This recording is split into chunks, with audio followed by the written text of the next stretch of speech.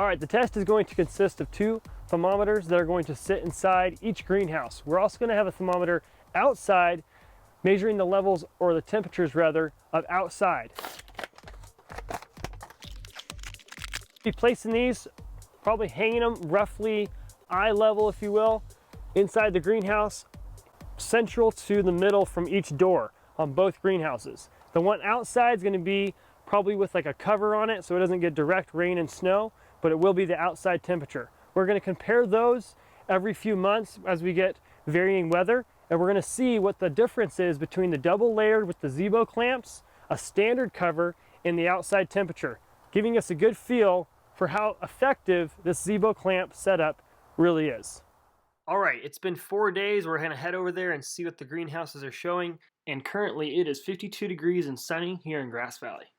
All right, we're gonna check the first greenhouse here, the double walled one, and see what we got for a temperature in here. All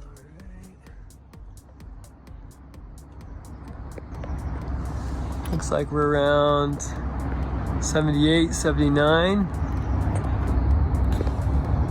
This is the double walled greenhouse using the Zebo clamps. Alrighty. All right, now we're gonna go into the second greenhouse, the single layered one. Go check in here. All right, we're reading right now. Looks like just shy lower than 70.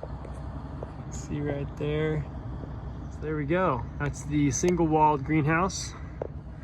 Thanks for watching the first episode of the double walled greenhouse using Zebo clamps, where we are continuing to study the benefits of this design. Subscribe to our YouTube channel so you don't miss the next episodes going over the use of heat lamps, fans, and how this will influence the temperatures inside the greenhouses. We're also going to look at the temperatures that vary when we have snow, rain, and severe heat temperatures. If you would like to purchase any of the items you saw in this video or a greenhouse like this, go to www.circoinnovations.com.